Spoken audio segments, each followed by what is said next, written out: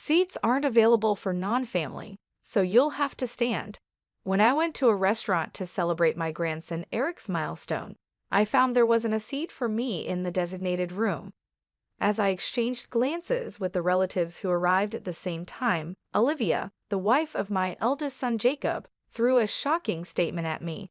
I felt a rush of anger, but a tap on the shoulder from my brother Patrick calmed me down.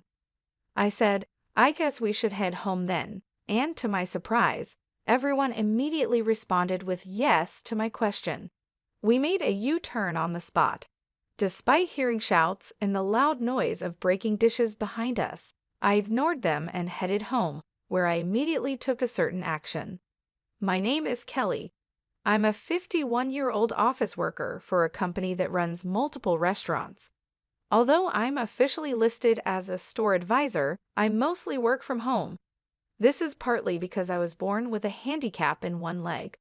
I don't use a wheelchair, but I can't walk without a cane, making me hesitant to go to crowded downtown areas or use public transportation. Embarrassingly, I don't visit the restaurants my company operates very often. Of course, I know this isn't good, but since losing my husband Jack suddenly to illness 3 years ago, my life has felt empty. Now I live alone in a smaller condo arranged for me by my brother Patrick. I gave the condo where I lived with Jack to my married son and his wife about 2 years ago. Some people ask if I'm lonely, but when weighing the freedom of being alone against the loneliness, the appeal of living freely wins out. Part of this is because my relationship with my son's wife Olivia is terrible. Olivia is 10 years younger than my son Jacob, currently 25. She is stylish, beautiful, and was popular as a college student model while attending a prestigious university. I've heard she appeared on TV several times. She was expected to become a news reporter with the title of Miss University, but she got pregnant with Jacob's child during the summer of her junior year, and they had a shotgun wedding. At first, she took a leave of absence from college with plans to return after giving birth, but she suffered from severe morning sickness and her health got worse. Olivia worried that her beauty would be ruined and threw a tantrum, saying, "I don't want to be seen in public looking like this," and dropped out of college. At the same time, she became irritable over her uncontrollable physical condition and started behaving hysterically towards my son Jacob. "Mom, please, no matter what I do, thinking it's for the best," Olivia just screams and rejects everything. "The house is a mess, and it's bad for the baby's prenatal environment. I need your help," begged Jacob. So my husband and I decided to live with our son and his wife in the large condominium we had bought, intending to live there until we died. However, living together turned out to be challenging as Olivia treated me like a servant with her haughty attitude. "Don't dawdle, bring me my smoothie and crackers to bed quickly. Haven't I told you numerous times how sick I feel if I wake up with an empty stomach because of my morning sickness?" she would yell. And when she wasn't yelling about that, she'd scream, "Why are you washing my clothes with your old hag's clothes? No matter how expensive the fabric softener is, it won't keep the old hag smell from transferring to my clothes." Seeing enough, Jack would scold her firmly. Is it common sense in this house to harass a pregnant woman? But she would just snap back. Even when Jack suggested that Jacob talk to her, Jacob would say, "It's impossible." Nothing makes sense to Olivia right now. "I wish you could just deal with it, Mom," laughing it off. As infuriating as it was, the fact that Olivia was pregnant made it so we had no choice but to endure her behavior. Had Jack been his usual self, perhaps he could have taken a firmer stand against Olivia and Jacob. But looking back, Jack's body was probably already being slowly ravaged by disease at that time.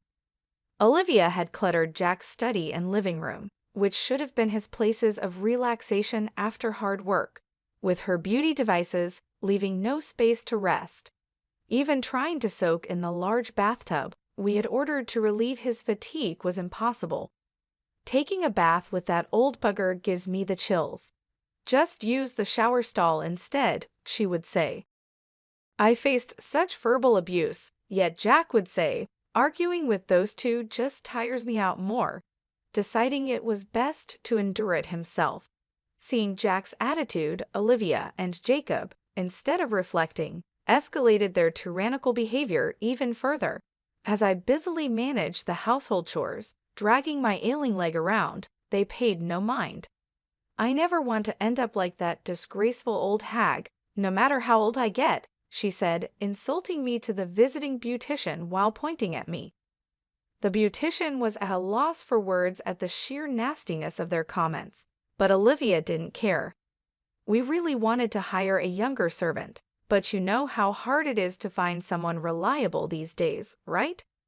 So we settled," she declared. Even as these words were spoken, I continued my chores in silence, my leg aching and my heart full of anger towards Olivia and Jacob. As these days went on, Olivia's due date arrived, and she gave birth to a healthy baby boy. Holding his first grandson, named Eric, Jack teared up a bit when the tiny hand tightly grasped his finger. Seeing this, I nearly cried myself. The innocent smile of the baby made me want to wash away all resentments and negative feelings. But that thought was short-lived when suddenly I received news that Jack had collapsed at work. Panicked, I rushed to the hospital while trying to contact Jacob on his mobile phone, but it remained unread with no return call. Reluctantly, I asked the company to contact him on his work-issued mobile phone, but that too was in vain with no response. Hoping at least to let Jack see his grandson Eric, I contacted Olivia's mobile phone. I asked her to bring Eric to the hospital. "I'm in the middle of a hair treatment at the salon, so it's impossible," she laughed and refused. "Then I'll come to the salon to pick up Eric myself." Do you really think I'd entrust a baby to an old hag who can barely walk with a cane? With that, she hung up the phone. Still, I didn't give up and kept calling Olivia and Jacob's mobile phones. But in the midst of this, the operating room light went off. Then the doctor came out and informed me that Jack had just passed away. My memories of the time that followed are a complete blank. All I can recall is a hazy scene, as if viewed through frosted glass. After the funeral, which took place amid this haze, I came down with the flu. "Olivia, the baby might catch it, which would be terrible," she exclaimed dramatically and told me to leave the house immediately. Already emotionally damaged by Jack's sudden death and physically weakened by fever and cough, I had no energy left to argue with hysterical Olivia. Barely managing to get dressed, I left the room but collapsed in the elevator hall entrance. Thankfully, the concierge called an ambulance, and I was rushed to the hospital. According to the doctors, I was on the verge of pneumonia.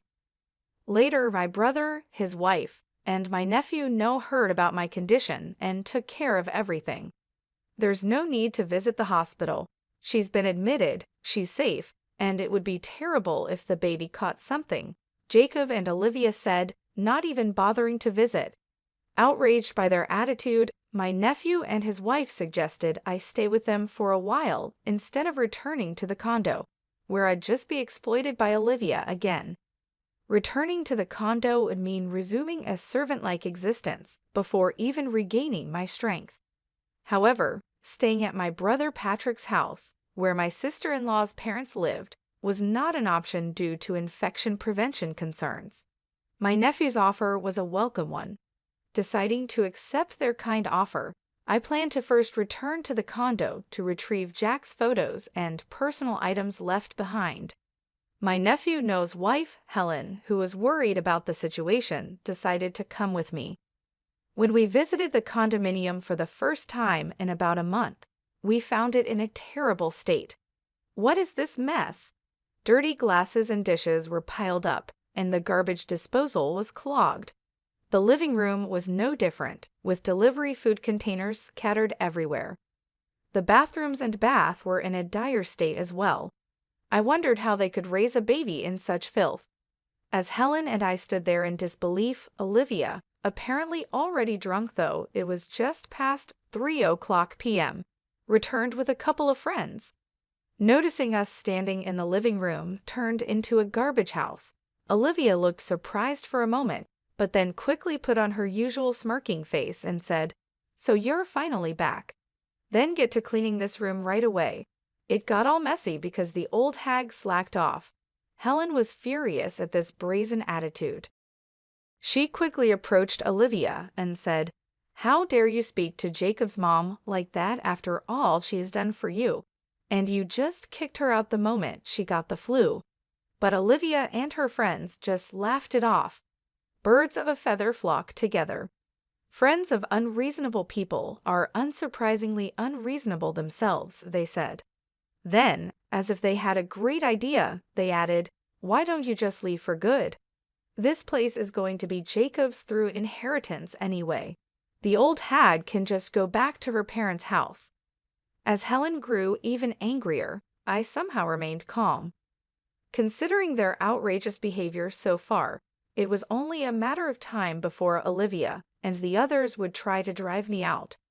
There was no reason for me to stay any longer with such unpleasant people, so I called Noah to ask for help, and we managed to move out all my personal belongings that had sentimental value that day.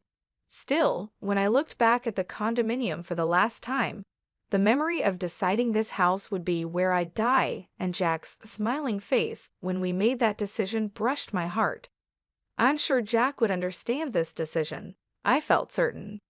After that, I moved into a condominium near my parents' home that Patrick had arranged for me and returned to my job, which had been on hold since before Jack passed away.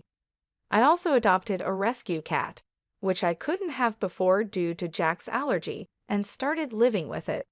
Though Jacob and I work at the same company and see each other when I go to the office, we hardly ever talk. However, one day I received an unusual message from Jacob.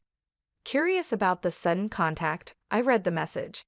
It was about planning a milestone celebration for Eric at a restaurant this coming weekend.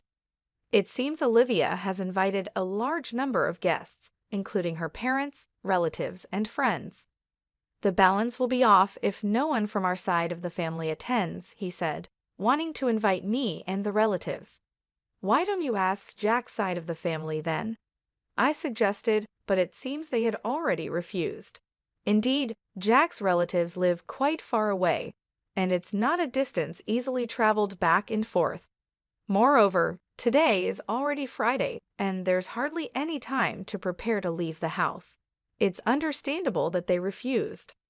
I was about to refuse again when Jacob, sensing my hesitation, said, "I'm sorry for everything that's happened. For Eric's sake, could you consider our request?" Though I was indeed angry with Jacob and Olivia, Eric himself is innocent. Remembering how happy Jack was about Eric's birth, I considered it. I didn't want to spoil the celebration.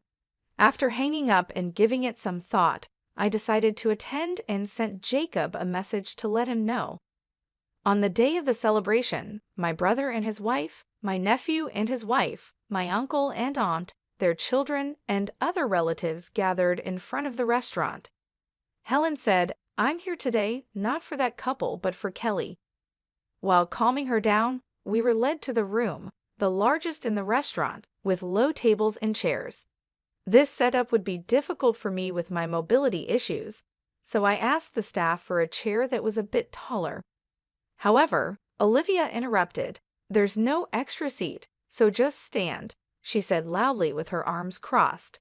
Seeing Olivia's smirking face, I felt more dumbfounded than angry, wondering how she could be so mean even now. Then, impulsively, I called out to my relatives, "Shall we go back home then?" Without hesitation, they all responded, "Yes." The guests on Olivia's side became unsettled by this. Olivia's parents came forward, apologizing to me and my brother and his wife, while hurriedly scolding Olivia. But Olivia, scolded in front of her relatives and acquaintances, became angry and started throwing anything she could get her hands on, like vases, framed pictures, and dishes. Screams, shouts, and the sound of things breaking filled the room, but we left without paying any further attention. Once the relatives and I had left the restaurant, Patrick and I decided to hold a strategy meeting in preparation for what was to come. The company where I, the late Jack and Jacob worked was originally built by my grandfather. It's a family-owned business where our relatives own more than half of all shares, with my real brother Patrick currently serving as the CEO. Jack was Patrick's close friend since college and joined the company at Patrick's request after graduating. He married a woman who was a clerk there and had a son, Jacob. But after a long illness, his wife passed away when Jacob was in the 8th grade. Patrick, seeing Jack juggling work and home life alone, suggested I marry him, probably concerned about my future due to my disability and lack of social connections. Initially hesitant, I was swayed by Jack's words. "I'm a single father with a child, but I intend to take good care of you. Would you become part of our family?" Jacob, who became my stepson, neither showed hostility nor warmth towards me, his new stepmother. Believing it was unreasonable to expect more from Jacob so soon after losing his mom, I resolved to do my best as a stepmother when Jacob was about to graduate from college. "I want to work at the same company as Dad and Mom," Jacob said, which moved me to tears. However, this peaceful period ended when Jacob had a shotgun wedding with Olivia. After living with Olivia for a while, I couldn't ignore her domineering behavior and decided to have Jacob firmly speak to his wife. I waited for Jacob in the company's underground parking lot, but instead of seeing him alone, I saw Jacob with his arm around a married colleague, unaware I was standing just a pillar away. They were getting intimately close. The shock was enough, but then Jacob told the woman, "What if someone sees us here? We'd both get fired." She confidently replied, "I won't make such a mistake, and even if my affair gets exposed, the company can't fire me. After all, I'm the president's step-nephew." Unaware of my shocked state, Jacob continued, "My real mom was just a country girl, but my stepmother, even if just in name, is the company's executive vice president and the granddaughter of the founder. So she owns a significant share of the stocks and assets. When she passes, all of that will be mine." Then he drove off with the woman. Overwhelmed by what I had just heard, I returned home, unable to tell Jack. Replaying Jacob's words in my head, I gradually understood why Olivia always spoke so disdainfully of me and why Jacob never reprimanded her. It was as if peeling back layers to reveal the truth. Olivia likely received a similar explanation from the beginning of their marriage. I'm just a stepmother after all, and they believe I'm merely a tool they can treat however they please until they inherit the estate. Both Jacob and the grandchild yet to be born feel they are entitled to everything. But there's a truth neither Olivia nor Jacob understands. In reality, Jacob and I haven't gone through an adoption process. Legally, Jacob is nothing more than Jack's stepchild with no right to inherit my estate. Needless to say, for Patrick, being the CEO, Jacob is nothing more than a step-nephew, if even that. Recovering from the shock, I immediately consulted with Patrick, Noah, and Helen. Following their advice, I took steps at the City Hall to ensure no unauthorized adoption could take place. Additionally, in case of any eventuality, I arranged to entrust the management of my personal assets to a lawyer, a process that was nearly completed when Jack passed away. Jack's own estate, having been mostly spent on his first wife's illness, consisted of little more than savings and life insurance. I quickly renounced my inheritance. The reason the condominium wasn't discussed during the inheritance talks is because it was never part of the estate to begin with. It's frightening how greed can blind people. Jacob and Olivia, thinking the condominium was Jack's, probably rushed to kick me out after I renounced the inheritance. I backed down quietly, not just because I wasn't in the best of health, but also because I pitied young Eric and didn't want to disrupt his living situation drastically. But this time, I've reached my limit. I originally intended to file for an eviction due to illegal occupancy of the condominium during the milestone celebration, so I promptly began the process with my lawyer. Olivia's parents dragged her to the company to apologize. We were told by Olivia that we shouldn't visit because she needed to get along with the family of the person she married. that the birth and everything would be managed by Jacob's family since an heir is being born, and we took her word for it. We had no idea things had come to this. We're truly sorry. No sooner had they been let into the living room than they apologized over and over, but it was too late for regrets. Hearing the commotion, Jacob also came running. I had no idea my wife could be this unreasonable. I truly am sorry for what I've done to Mom, he said. But when Olivia started crying, he said to her, "We're getting a divorce. Take the kid and get out of that condominium." The look he gave me, almost growling, truly sent shivers down my spine. Seeing my reaction, Patrick looked at Jacob with a cold gaze and said, "You know that store is part of our company's chain, right? Considering the fuss you've made, you'll both be paying for the damages. As for you, stay home until you receive an official summons from the company." He then firmly kicked everyone out of the reception room. Afterward, Patrick began preparations to fire Jacob, consulting the company's legal advisor right after the milestone celebration incident. He was furious, saying, "Not only is Olivia's disgraceful behavior appalling, but Jacob's negligence in letting her run wild is just as bad. They even destroyed store fixtures and decor. Firing him is only natural, right?" Though he was initially adamant about firing him immediately, the other executives calmed him down, explaining that a disciplinary dismissal made in anger could disadvantage us in a lawsuit. So we turned to a law firm known for its capable lawyers. True to their reputation, they did an excellent job providing indisputable evidence that was more than sufficient to fire Jacob.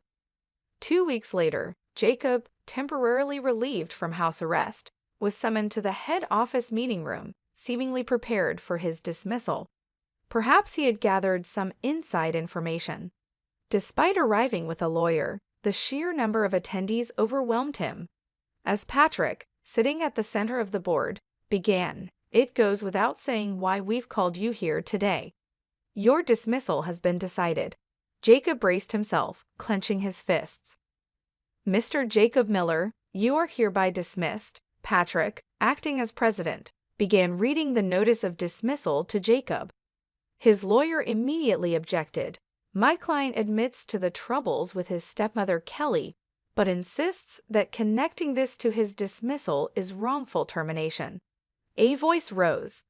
Glancing at Jacob beside him, he seemed quite pleased, nodding in agreement.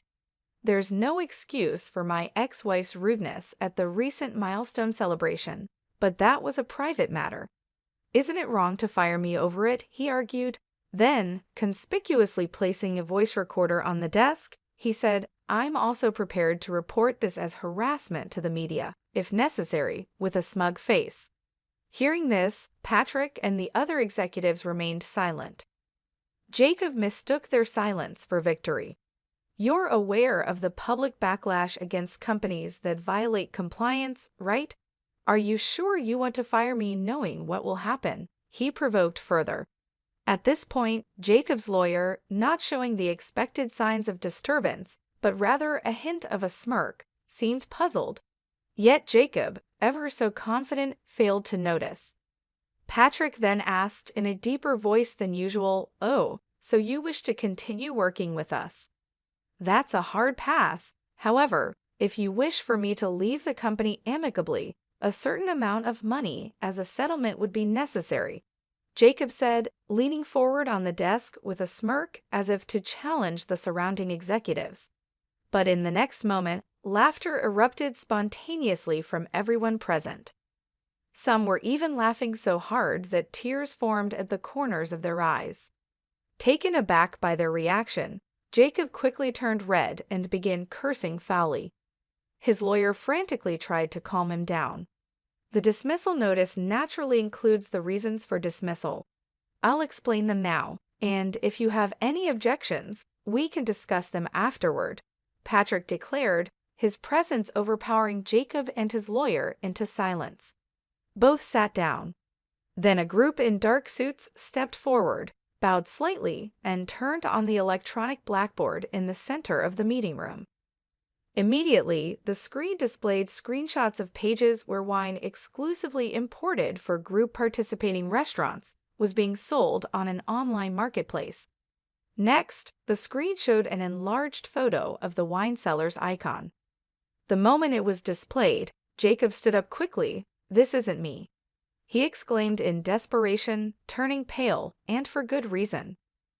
The photo used for the icon was a cropped selfie of Jacob. The screen neatly displayed the original photos alongside an image match rate of 101% written in red. Facing the lawyer, still unable to grasp the situation, a man from the group of dark suits stepped forward, introducing himself as part of the law firm hired by the company. "Let me explain the reasons for the dismissal notice. The reasons include embezzlement, harassment, undue pressure within the workplace using his executive position, leaking confidential company information, unauthorized absences, tardiness, loafing, and damaging the company's reputation through inappropriate use of a company car," he explained smoothly. He further added that the company's legal and accounting departments had been secretly investigating rumors of the wine, supposed to be sold exclusively in stores, being traded online. In the process, they identified the source account and, collaborating with the police and other relevant parties, discovered that the account was linked to Jacob's online banking account. Additionally, the inventory management department uncovered the existence of double books. Upon questioning, several employees confessed that they had been coerced into participating in the illegal activities by Jacob, who implied they would be fired if they did not comply. As this explanation unfolded, Jacob was sweating profusely, but his complexion turned even paler at the next images displayed. It was a video, seemingly taken secretly with a mobile phone, capturing Jacob as he subjected female interns and temporary staff to sexual harassment and unbearable words. Jacob's lawyer, standing by, couldn't take his eyes off the repeating video, mouth agape. Next shown were images of customer information meant for our company being sold to a rival company, and a USB drive containing original recipes alongside an envelope bearing the name of the rival company's legal counsel. Seeing this, Jacob's face turned from pale to ashen, and his hands trembled on the desk. Our lawyer continued without hesitation, explaining why the USB was transferred from the rival company. Actually, suspicions about the source of this confidential information had arisen even before it was utilized. Upon rechecking the acquisition method, it was found that an employee of the rival company had obtained it from Mr. Jacob Miller in exchange for a significant amount of cash, he explained. The rival company quickly dealt with the involved employee and returned the data to us, along with documents clarifying the factual situation. Jacob's lawyer, taken aback by the continuous revelation of Jacob's misdeeds, listened in stunned silence. However, our lawyer concluded with, "While it might seem superfluous to mention now, all these illegal activities have already led to the filing of criminal complaints.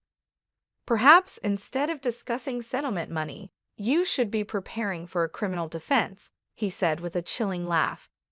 Jacob's lawyer turned red-faced. "I've heard nothing of this from my client.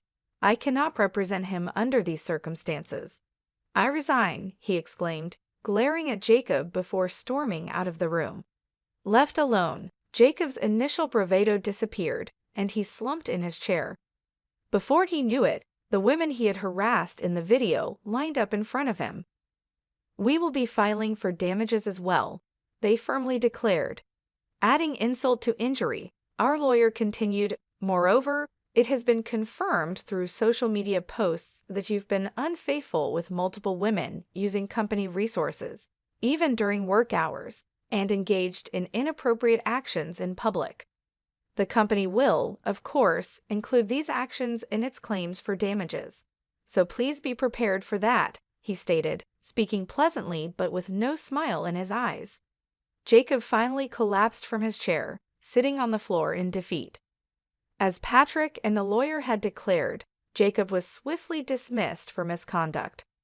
In the investigation that followed, Jacob, who was interrogated for embezzlement, tried to negotiate a settlement to avoid a prison sentence. However, finding a willing lawyer proved difficult, and he struggled to even pay the retainer fees. Eventually, he managed to cover the lawyer fees and compensation payments using the inheritance from his father, avoiding jail time for embezzlement. Yet, unable to prepare for the compensation claims for leaking confidential information, the emotional damages claimed by the women, and the defamation lawsuits, Jacob found himself buried in debt. Olivia, understandably furious at being quickly discarded by Jacob for his own protection, filed for asset division, damages, and child support. In a defiant stance, Jacob demanded, "Then let's have a DNA test for the child," prioritizing the investigation of paternity over financial concerns. Confidently agreeing, Olivia was shocked when the results showed the child wasn't Jacob's biological offspring. Investigations by a detective hired by Jacob revealed Olivia had multiple partners at the time of their shotgun marriage, one of whom was the biological father, disproving any parental relationship between Jacob and the child. However, legally, Eric was still considered Jacob's child. Knowing he couldn't escape from the obligation of child support, Jacob initiated mediation to confirm the absence of a parental relationship. While a lengthy resolution was expected, the public exposure of Olivia's turbulent private life in court was something her parents wanted to avoid at all costs, leading to an explosive reaction. "Stop bringing shame upon us. Enough with your antics," they demanded, forcing Olivia to withdraw all claims for asset division, damages, and child support. Then Olivia, for reasons known only to her, demanded of Zachary, "You're the father of this child, so you should acknowledge paternity and pay child support." The biological father of her child, Zachary, who was married, refused to acknowledge his responsibility. Zachary was afraid his wife would find out, so he offered to pay some child support. But Olivia was not satisfied. She took the child and confronted Zachary at his home while he was away. "Don't you think it's terrible that your child and mine, sharing the same father, aren't acknowledged and don't receive proper child support?" she boldly stated. Zachary's wife, caught off guard by this revelation and already dissatisfied with her husband, promptly divorced him. She transferred all desirable assets, including a new house, savings, and stocks, into her name before kicking Zachary out with nothing. Initially, Olivia smirked at Zachary's divorce, thinking she could be the next wife. But upon learning he had lost all his assets and was ousted from his father-in-law's company, becoming unemployed, she quickly withdrew. Despite the cause being his own infidelity, Zachary felt his happiness had been destroyed and blamed Olivia. "All of this is her fault," he said. Ever since then, he has been relentlessly pursuing Olivia wherever she hides. Terrified by his obsession, Olivia's parents, to avoid collateral damage, took in only their grandson Eric and disowned Olivia, kicking her out of their home.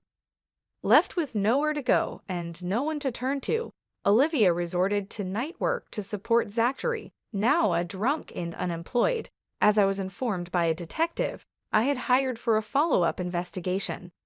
Meanwhile, Jacob, after all the trials had concluded, was left with a mountain of debt and alimony payments. A claim for me for the restoration costs of the condominium seemed to be the final blow.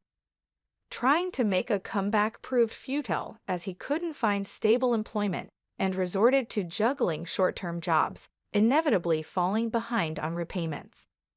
There was a time when he possibly couldn't afford a mobile phone and called from a public phone, pleading, "Please, I need help," but the call ended in silence after I remained quiet. Rumors suggest he was last seen being taken to a work site by barely legal debt collectors, but his whereabouts since then remain unknown. As for myself, taking this experience into account, I've become more actively involved in work.